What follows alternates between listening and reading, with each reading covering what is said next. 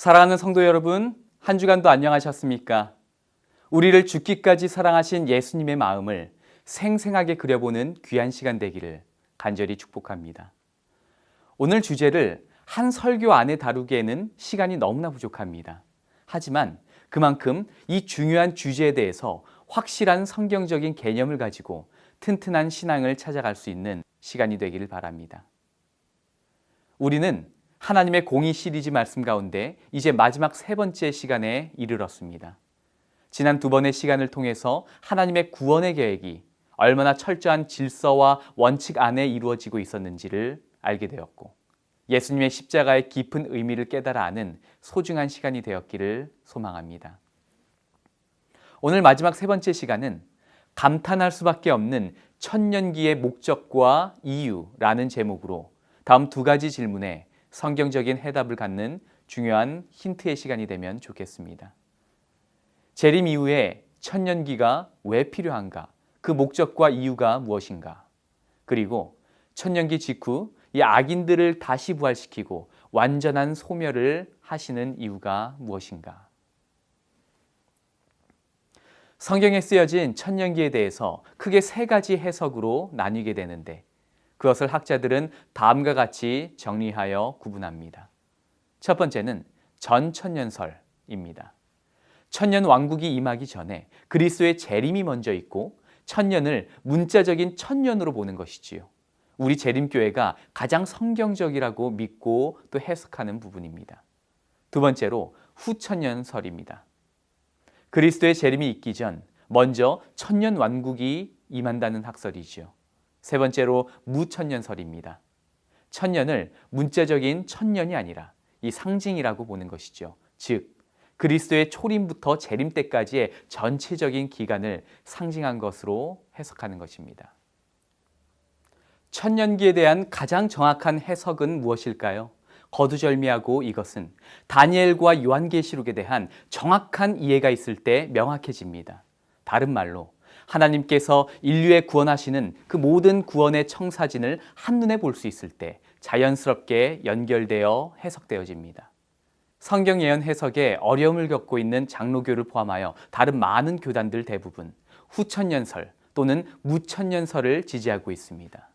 예언 해석에 빛을 보지 못했던 어거스틴, 루터, 칼빈 등의 유명한 학자들조차 자연스레 무천년설을 붙들었습니다. 따라서 올바른 예언 해석으로 태동된 우리 재림교회야말로 성경 속 인류 구원의 청사진을 가장 잘 이해하고 또 볼 수 있는 안목이 있는 교회임은 틀림이 없습니다. 구속사적인 관점 그리고 예언적인 관점에서 볼 때에 전천년설이야말로 곧 예수님의 재림 직후에 천년 왕국이 이어진다는 이 성경적 진리야말로 가장 성서적으로 자연스럽고 올바른 해석이라고 할 수 있습니다. 그렇다면 오늘의 두 가지 질문에 대해서 우리는 어떻게 이해할 수 있을지 생각해 보고자 합니다. 첫 번째로 재림 이후의 천년기가 왜 존재하는가? 그 목적과 이유가 무엇인가? 그리고 천년기가 끝나는 시점, 악인들을 다시 부활시키고 소멸시키는 그 이유가 무엇인가? 우리를 예수님께로만 집중시키는 영감의 사람 엘렌 화이트는 말하길, 사람이 하나님의 구원의 계획을 이해하기 위해서 영원의 시간이 필요하다라고 하였습니다. 실제로 하나님의 지혜를 어떻게 인간이 감당할 수 있을까요? 죄 해결과 인류의 구원이라는 이 거대한 주제를 우리 인간은 영원한 시간을 살아가면서 깊이 이해하게 될 것입니다. 그 신비와 오묘를 가늠할 수 있도록 우리에게 여러 가지 힌트들을 성경 속에 주셨는데, 그것이 성소기별입니다. 또한 성경 예언들입니다. 또한 성취들입니다. 그런 것들을 통해 구원의 청사진을 뚜렷하게 보여주셨습니다. 오늘 이야기는 특별히 미래 예언에 해당하는 내용입니다. 따라서 오늘 설교를 이해하기 위해 지금 21세기를 살아가고 있는 우리에게 앞으로 이루어지게 될 미래 예언의 큰 사건들은 무엇인지 한번 요약해 보도록 하겠습니다. 교황과 미국의 연합 세력이 세계를 통제하면서 머지않아 일요일 휴업령이 내리게 될 것입니다. 그 다음엔 하나님과 짐승의 표가 확실하게 갈리면서 신세계 질서에 불순종하는 성도들을 향해 핍박을 위한 계엄령을 전 세계적으로 내리게 되는 것입니다. 세 번째로 늦은 비 성령의 큰 운동이 일어나면서 새천사 기별의 복음이 외쳐지게 될 것입니다. 그리고 성령이 이 땅 사람들의 마음에 더 이상 회개의 영으로 내재하지 아니하시고 떠나게 되십니다. 그러면서 칠재앙이 시작이 되죠. 그런 다음 예수님의 영광스러운 재림이 가시적으로 일어나면서 역사 속에 죽었던 모든 의인들이 부활하게 됩니다. 이것이 첫째 부활이죠.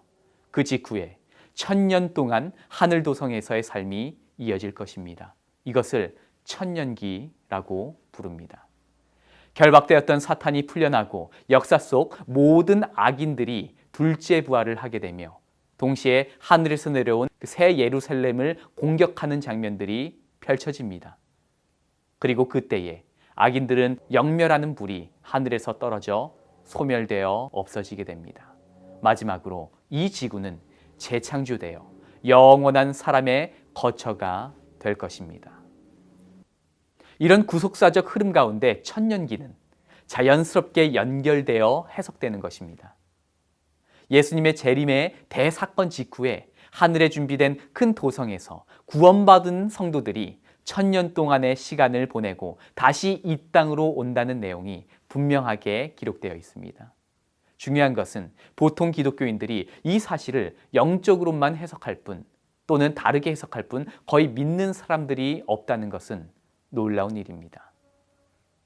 세상의 거의 모든 사람들이 성경을 하나님의 거룩한 영감의 말씀으로 믿지 않습니다. 심지어 기독교인 가운데서도 성경에 그토록 분명하게 기록되어 있는 이 인류의 유일한 구주 예수님에 대해 읽고 들어도 열의 6, 7은 예수님을 유일한 구주로 생각하지 않는다는 설문조사를 지난 시간에 살펴보았습니다. 성경에 분명히 기록이 되어 있어도 그것이 상식적으로 이해되지 않거나 믿으려 하는 마음이 없게 되면 자신의 이성과 지혜로 성경을 덮어버립니다. 그리고 성경을 인본주의적인 관점, 곧 사람의 관점에서만 읽고 소설책 정도로만 여기는 모습을 보게 됩니다. 이러한 것이 오늘 우리가 살아가는 이 시대입니다. 하나님의 말씀이 말씀으로 여겨지지 않는 세상에 살고 있는 것입니다. 그런 사람들의 마음에는 사랑의 구주를 만난 경험도 없고 알지도 못합니다. 그리고 영원한 생명을 잃어버리게 될 안타까운 미래를 내다보게 합니다. 하나님의 구속의 계획을 가장 잘 이해하고 믿고 있는 재림교인들 역시 재림과 천년기에 대해서 굉장히 큰 오해를 하고 있음을 알게 됩니다. 수많은 재림 성도들은 재림에 대해서 단순하게 생각합니다. 그저 모든 구원 사업이 끝나는 순간 정도로 이해하고 있는 것이죠. 정말 그렇습니까? 지금 말씀을 듣고 있는 성도님들 역시 한번 생각해 보시길 바랍니다. 자신의 마음에 물어보시길 바랍니다. 재림이 모든 구원 사업이 마쳐지는 순간입니까? 속죄의 가장 큰 클라이맥스인 것은 사실이지만 구원 사업, 이 구속 사업의 끝은 아니지요. 그리고 수많은 재림 성도들이 재림 직후에 있을 사건인 하늘 천년기, 하늘 천년 왕국에 대해서 어쩔 땐 어린아이처럼 가장 낮은 단계 수준으로만 이해하고 있진 않나 생각이 되어집니다.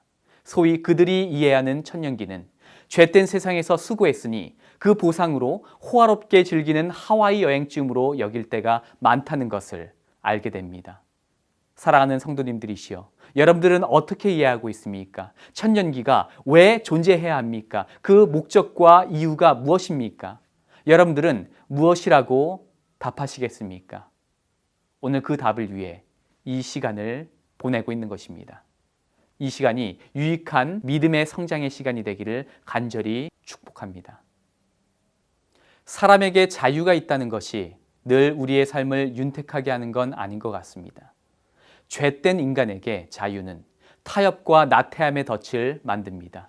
죄된 인간에게 물질의 풍요는 믿음의 성장에 해가 될 때가 지배적으로 많이 있습니다. 우리가 사는 이 땅과 이 시대는 원할 때마다 언제든 성경을 자유롭게 볼 수 있는 자유가 보장되어 있지만 성경의 가치는 어떻게 됩니까? 날이 가면 갈수록 잊혀지고 있는 시대인 것이죠. 중세 암흑기 때에는 성경이 큰 성당에 딱 하나씩만 있었습니다. 때로는 아무나 볼 수 없도록 쇠사슬에 묶어두었습니다. 오늘날은 중세기의 어려움이 없지요. 중국이나 북한의 지하교회처럼 그리고 이슬람 국가처럼 성경을 읽었다는 이유로 목숨을 빼앗기는 국가에 살고 있는 것도 아닙니다. 그럼에도 불구하고 성경은 저급한 책보다도 읽히지 않는 이러한 시대에 살고 있습니다.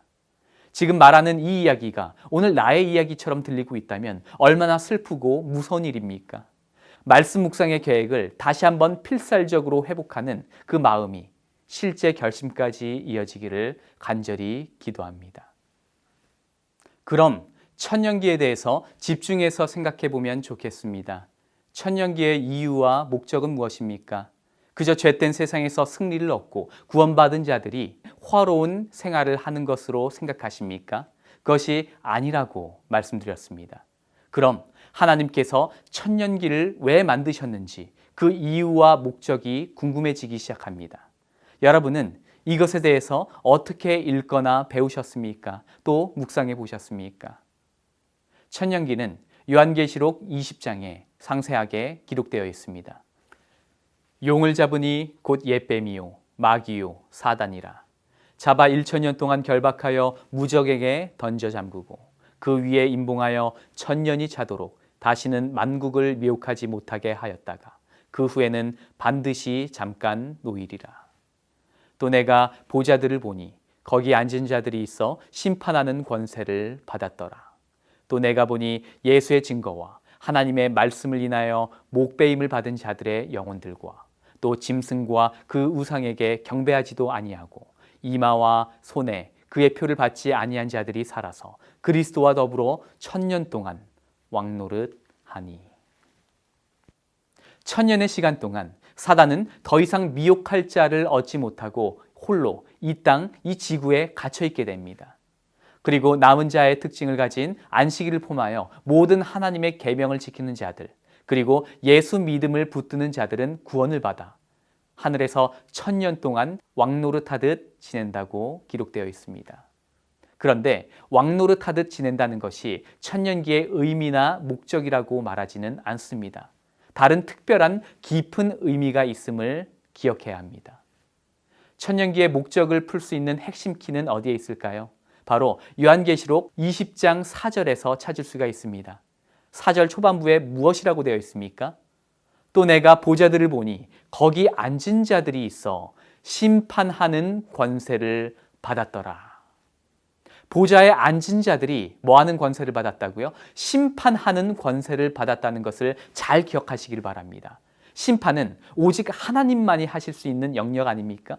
하지만 보좌에 앉은 자들에게 심판의 권세, 자격을 일시적으로 주셨다고 이야기를 합니다. 여기서 가장 먼저 해결해야 될 것이 무엇입니까? 바로 보좌에 앉은 자들이 누구인지 그 신원을 확인해야 합니다. 누구입니까? 요한계시록 3장 21절에는 다음과 같이 기록합니다. 이기는 그에게는 내가 내 보좌에 함께 앉게 하여 주기를 내가 이기고 아버지의 보좌에 함께 앉은 것 같이 하리라. 놀라운 말씀입니다. 이기는 자에게 보좌에 함께 앉게 해주신다 약속하십니다. 이긴다는 표현이 무엇입니까? 이 죄된 세상으로부터 승리한 구원받은 성도들을 이야기하는 것입니다. 죄의 저주를 대신 짊어지신 예수님을 의지함으로 그분의 의의 옷을 입고 구원받게 된 성도들을 나타낸 것입니다. 요한계시록 2장 26절에도 다음과 같이 기록되어 있습니다. 이기는 자와 끝까지 내 일을 지키는 그에게 만국을 다스리는 권세를 주리니. 이 또한 굉장히 놀라운 말씀입니다. 이 땅에 살았지만 믿음으로 마침내 구원을 받은 자들에게 만국을 다스리는 권세, 심판의 권세를 주신다고 말씀하시는 것입니다. 그러므로 보좌에 앉은 자들의 신원이 누구인지를 성경이 자체적으로 풀어주고 있습니다. 다시 계시록 20장 4절로 돌아와 보겠습니다. 또 내가 보좌들을 보니 거기 앉은 자들이 있어 심판하는 권세를 받았더라. 다 통일되는 말씀입니다. 보좌에 앉은 자들은 죄된 세상에서 믿음으로 승리한 구원받은 모든 성도들이라는 것을 알게 됩니다.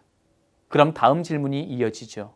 천년기 동안 보좌에 앉은 이 구원받은 성도들이 심판을 하게 되는데 그 심판의 대상은 누구이며 그 심판의 본질은 또 내용은 무엇인가 하는 것입니다. 이 땅에서 끔찍한 죄를 경험했지만 십자가 복음으로 구원을 받은 당신의 사랑하는 성도들에게 심판하는 권세를 맡기십니다. 그리고 그 성도들이 누구를 심판하게 될 것이라고 하는 건가요? 심판의 대상이 누구입니까? 어떤 이들은 그 심판의 대상이 의인들이라고 이야기를 합니다. 하지만 그럴 수 없습니다. 왜냐하면 첫 번째로 천년기 동안 구원받은 의인은 심판받는 대상이 아니라 무엇입니까? 심판을 하는 주체자라고 계시록 20장 4절에서 우리가 분명히 읽었기 때문입니다. 두 번째, 의인이 심판의 대상이 아닌 이유는 그들은 조사 심판을 통해서 이미 첫째 부활에 합당한 자들로 결정되어 부활을 하고 또 구원을 받았기 때문입니다. 조사 심판을 통해 모든 영생이 이미 결정이 되었습니다. 아직도 받아야 할 심판이 남아있는 것이 아니지요. 그래서 조지 나이트 박사는 다음과 같이 이야기를 했습니다. 요한계시록 20장이 말하는 심판은 누가 구원을 받고 누가 잃어버림을 당할지 결정하는 것이 아님이 분명하다. 모든 인간의 존재의 운명에 대한 결정은 재림이 있기 전에 내려질 것이다. 그리스도의 재림 시에는 각인이 마땅한 상급을 받을 것이다. 물론 천년기 동안 그들의 고의적, 무지적 행위들과 동기들을 살펴보고 확인할 시간이 있다고 믿습니다. 하지만 심판의 개념이 아니라 확인의 개념일 뿐입니다. 그것은 천년기 동안 확인하게 될 일부이지 천년기의 주요 목적이나 이유가 될 수 없는 것이지요. 그렇다면 심판의 대상은 누구입니까? 다음 성경절을 보시길 바랍니다. 로마서 3장 4절입니다. 기록된 바 주께서 주의 말씀에 의롭다함을 얻으시고 판단받으실 때에 이기려 하심이라. 이 얼마나 놀라운 말씀입니까? 놀랍게도 하나님께서는 성도들에게 당신의 심판의 권세를 맡기셨고 하나님 자신이 그 심판의 대상이 되시는 것입니다. 하나님께서 피조물에게 판단받으시고 재판을 받는 것입니다. 이 얼마나 놀라운 개념입니까? 하나님께서는 피조물에게 의롭다 하심을 인정받으시고 판단을 받으셔서 결국 당신께서 이루신 공의와 또 모든 구원의 과정이 우주 앞에 얼마나 의로운지를 인정받게 되는 것입니다. 그 과정을 위해서 무엇이 있다고요? 천년기가 있다는 것입니다. 다른 성경 번역본들도 바울의 이 표현을 확실하게 표현합니다. 당신의 말씀에는 언제나 정의가 드러나고 재판을 받으시면 반드시 이기십니다. 새 번역도 마찬가지입니다. 주님께서는 말씀하실 때에 의로우시다 인정을 받으시고 재판을 받으실 때에 주님께서 이기시려는 것입니다. 가톨릭 성경도 분명합니다. 당신께서 말씀하실 때에 당신의 의로움이 드러나고 사람들이 당신께 재판을 걸면 당신께서 이기실 것입니다. 뿐만 아니라 다양한 영어 번역본들도 하나님께서 심판과 재판을 받으시는 입장으로 묘사를 하였습니다. 이처럼 하나님 자신이 심판의 대상이 되어 각 성도들과 우주 거민들로 하여금 그분의 질서와 통치하심의 모든 과정이 과연 의로운지를 판단할 수 있도록 허락하신 것입니다. 이 얼마나 놀라운 과정입니까? 잠깐 설명을 멈추고 심판이라는 단어의 의미를 정리하도록 하겠습니다. 계시록 20장 4절에는 모든 구원받은 성도가 심판하게 될 것이다 라고 표현을 했는데 여기 로마서 3장 4절에 보면 하나님의 율법이 판단을 받는다 라고 표현하였습니다. 사실 하나님은 우리 인간에게 심판을 받는 분이 결단코 아니십니다. 따라서 계시록 20장 4절에 심판이라고 표현된 이 표현은 로마서 3장 4절의 의미처럼 옳고 그름을 판단하는 그 판단과 어떤 검토의 의미로 사용되었다는 것을 기억해야 합니다. 다시 요약하자면 구원받은 성도들이 하나님을 심판한다는 말은 하나님의 말씀과 일어난 사건들 그리고 증거들을 대조해 보면서 주님의 말씀과 계획들이 확실히 옳은지 그것을 판단하고 검토하는 의미를 갖고 있는 것입니다. 성도들이 하나님의 공의와 구속의 모든 과정들이 과연 옳았는가 합당하게 여길 수 있을 만큼 그 그러한 시간을 허락해 주시는 것입니다. 그래서 바울은 고린도전서 6장에서 다음과 같이 이야기를 합니다. 성도가 세상을 판단할 것을 너희가 알지 못하느냐. 성도가 세상의 모든 일들을 하나님의 말씀과 대조하여 살펴볼 것이라 이야기를 합니다. 사도 바울은 천년기의 목적과 이유를 분명하게 이해하고 있었고 이것을 자연스럽게 표현한 것입니다. 조지 나이트 박사는 천년기의 목적에 대해서 너무나 깔끔하게 정리합니다.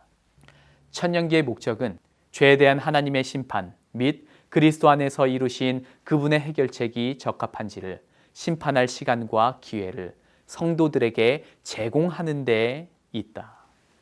좀 더 확대하면 천년기 심판은 그분이 온 우주의 교과서인 지구에서 일어난 죄 문제를 어떻게 다루셨는지에 대해 관심을 갖는 우주 거민들이 행하는 심판의 최종 국면이다. 또한 화이트 부인은 천년기 끝에 대해서 이렇게 기록하였습니다. 온 우주는 죄의 본질과 결과를 목격하게 될 것이다. 처음에는 천사들을 두렵게 하고 하나님께 욕을 돌리는 것처럼 보이던 죄의 완전한 근절이 이제는 하나님의 뜻을 즐겨 행하고 그 마음 가운데 하나님의 율법이 우주의 거민들 앞에서 하나님의 사랑을 옹호하고 그분의 명예를 세우는 일이 될 것이다.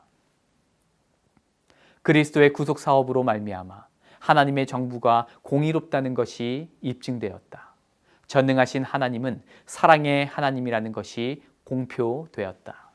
사탄의 비난은 논방을 당하고 그의 성격이 백일하에 드러났다. 반역이 다시는 일어날 수가 없다. 죄가 다시는 우주에 들어오지 못할 것이다. 영원한 세대를 통해 온 우주는 배도의 위험이 없게 된다. 천년기는 하나님의 형상을 따라 창조된 지구와 우주의 모든 지성적 존재들에게 사랑과 공의의 하나님, 질서와 원칙의 하나님의 나라가 확고하게 설 수 있도록 완성하는 마무리 과정이라는 것을 알게 됩니다. 사랑과 공의의 하나님께서는 모든 인간과 지성적 생명체들에게 죄에 대한 모든 오해와 의문을 풀 수 있도록 천년이라는 이 지혜로운 판결의 시간을 만들어 허락하신 것입니다. 그리고 심판의 모든 권세를 맡겨 주신 것입니다. 이렇게 하나님께서는 죄라는 것이 다시는 우주에 들어오지 못하도록 그 모든 가능성들을 차단하셨던 것입니다. 이것의 핵심이 바로 천년기의 목적이요 이유라는 것입니다. 이 얼마나 감동스러운 하늘의 지혜입니까? 이 모든 과정들이 얼마나 아름다운 사랑과 공의의 연합이요 대걸작인지를 보게 됩니다. 이런 하나님의 아름다운 구속의 계획에 감탄하고 감사하게 되는 것입니다. 우리 사랑하는 성도님들이시여, 우리 하나님께 감사하시고 마음 놓고 그분의 의로우심을 찬양하게 되시기를 간절히 소망합니다. 사랑하는 성도님들이시여, 여기서 한 번 더 집중해 들으시기를 간절히 바랍니다. 우리는 천년기 심판의 기능으로서 자연스럽게 거치는 과정이 하나 더 있다는 것을 알게 됩니다. 어떤 과정입니까? 이 과정에서 우리는 의인과 악인의 운명이 어떻게 꼴지어졌는가에 대한 분명한 이유를 확인하고 인정하는 시간을 보내게 될 것입니다. 다시 말해 구원받은 의인들이 어떻게 구원을 받았는지, 악인들은 어째서 소멸될 수밖에 없는지를 조목조목 객관적으로 살펴보고 주님의 심판이 얼마나 공의롭고 의로운지를 인정할 수밖에 없는 시간이 이어질 것입니다. 천년기 심판은 그리스도의 희생을 받아들인 자들은 의롭게 여겨 영생을 주고, 죄를 범하고 그 죄의 문제를 해결하지 못한 자들은 스스로 그 죄값을 짊어져 영원히 소멸하게 되는 그 분명한 이유를 보게 되는 것입니다. 그래서 천년기는 웃음과 기쁨이 넘치는 시간만이 아닐 것입니다. 평안만 깃들어 있는 시간이 아닐 것입니다. 대신 여러 질문들과 치유, 울음이 뒤섞인 기간이 될 것입니다. 생각해 보십시오. 어떤 이들은 벌써부터 질문을 합니다. 목사님, 사랑하는 가족을 잃은 채 하늘에 가게 되면 과연 제가 행복할까요? 목사님, 내 가족에게 지을 수 없는 상처와 아픔을 준 사람과 함께 하늘에서 살면 과연 행복할까요? 또 어떤 분의 경험을 빌리자면 내 아들을 끔찍하게 살해한 자가 회개하여 하늘에 오게 되면, 그리고 내 사랑하는 딸, 2살배기 딸을 성폭행한 자가 회개하여 하늘에 오게 되면 과연 행복할까요? 천년기 심판에는 이러한 수많은 질문들과 감정이 뒤섞여 있을지 모르겠습니다. 상상해 보십시오. 분명한 건 이에 대한 모든 질문을 하나님께서는 천년이라는 시간 동안 숨김없이 알도록 하실 것입니다. 모든 것을 드러내 공개하실 것입니다. 오늘날의 기술로도 손가락 터치 한두 번으로 지구 반대편에 있는 사람의 얼굴을 보고 또 그 장소를 볼 수 있듯이, 하늘에서 어쩌면 큰 대형 화면으로 모든 사람들이 보는 가운데 모두가 인정할 수밖에 없는 그러한 사건들과 동기들과 행위들을 낱낱이 보여줄지 모르겠습니다. 분명한 건 누구 한 명도 납득하지 못한 일이 없게 될 것입니다. 투명하고 공평한 시간을 만들어 보여주시고 인정하게 하실 것입니다. 우리는 사랑하는 사람조차 알지 못합니다. 사랑한다고 그 사람을 알 수는 없습니다. 사람은 외적인 모습과 마음의 내적인 모습이 얼마나 다른지 우리는 잘 알고 있습니다. 훗날 하늘에 내가 있다는 것만으로 감사하고 감동이겠지만 절대로 하늘에 오지 못할 것 같던 이웃이 함께 하늘에 있게 될 것입니다. 또 그렇게 영성 있어 보이던 분이 하늘에는 보이지 않게 됩니다. 지금 우리 주변은 어떨까요? 저기 신앙생활을 열심히 하는 분도 말씀과 성령에 순종하지 않아 구원에서 멀어져 있을지 모릅니다. 저기 신앙에 관심도 없어 보이던 분이 성령의 변화를 받아 믿음과 순종의 삶을 살고 하늘에 있을지 모르는 일입니다. 이 땅에서 가장 좋은 대답과 이해를 원하신다면 다음 영감 있는 글을 눈여겨 보시기를 바랍니다. 죄인은 하나님 앞에서 행복할 수 없고 거룩한 존재들과 사귀기를 꺼려할 것이다. 그가 천국에 들어가도록 허용된다 해도 그는 거기서 아무런 기쁨도 얻지 못할 것이다. 이기심 없는 사랑이 지배하는 거기에서 각자의 마음이 무한하신 사랑을 가지신 하나님의 마음과 서로 통하는 거기에는 죄인의 심금에는 아무런 공명도 없을 것이다. 죄인의 사상과 취미와 동기도 거기 사는 무지한 자들을 고무시키는 사랑과 취미와 동기와 배치될 것이다. 그는 하늘의 멜로디에는 거친 음조가 될 것이다. 그에게는 천국이 말할 수 없는 고통스러운 장소가 될 것이다. 그는 하늘의 빛이 되시고 하늘의 기쁨의 중심이 되시는 자에게서 피하고자 할 것이다. 그런즉 악인이 하늘에서 제외되는 것은 하나님의 전제적인 명령으로가 아니다. 저희 자신이 하늘의 교제에 부적당하기 때문에 제외되는 것이다. 하나님의 사랑으로는 죄인을 제외시키지 않습니다. 그저 그 죄인이 하늘에 살기에 적합하지 않아 자신 스스로를 제외하게 될 것이라는 것입니다. 예수님께서 재림하시고 천년기를 보내면서 그 천년기 끝에는 모든 생명이 있는 자들이 주님의 말씀이 참으로 의롭도다 찬양하며 고개를 끄덕일 날이 오게 될 것입니다. 모든 성도들과 우주의 지성적 존재들은 하나님의 이 모든 구원의 과정이 얼마나 의롭고 합당했는지를 인정하게 됩니다. 그래서 하나님의 사랑과 공의의 법칙에 놀라며 다음과 같이 찬양하게 됩니다. 24장로들이 보좌에 앉으신 이 앞에 엎드려 세세토록 사시는 이에게 경배하고 자신의 면류관을 보좌 앞에 던지며 가로되 우리 주 하나님이여 영광과 존귀와 능력을 받으시는 것이 합당하오니. 24장로라는 것은 이 땅에서 죄를 경험했던 구원받은 성도들을 상징합니다.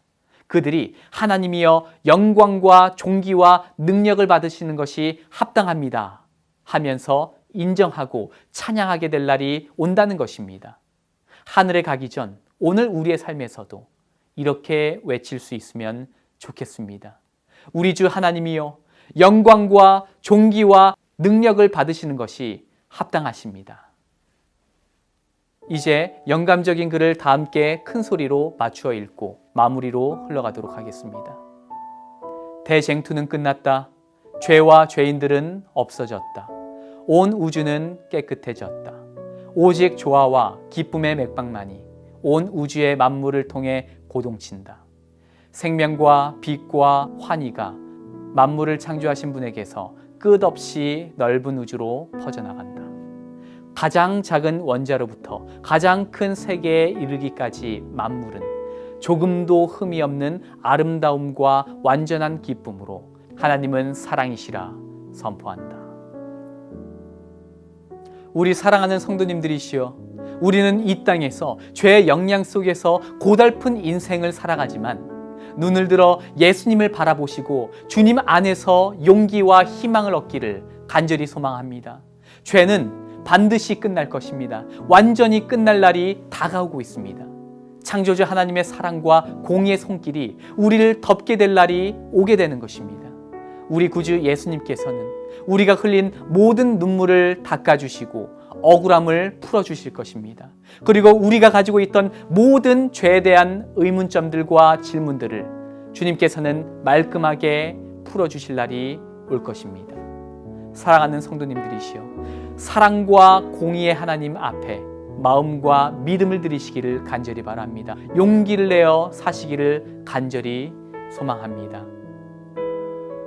이제 마치면서 우리가 듣게 될 이 노래 가운데 하나님은 참으로 영광과 능력과 존귀함을 받기에 합당하시다, 우리의 신앙의 고백이 이 가사와 같으면 좋겠습니다.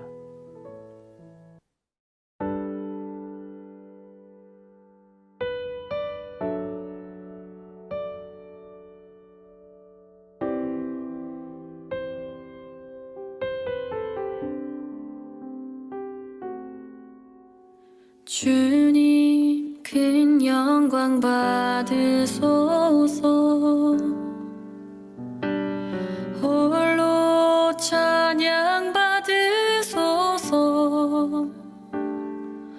모든 이름 위에 뛰어난 그 이름, 온 땅과 하늘이 다 찬양해.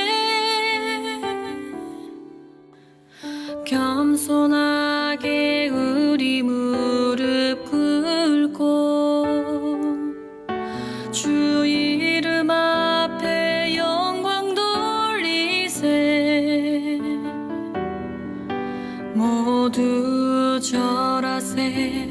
독생자 예수, 주님께 찬양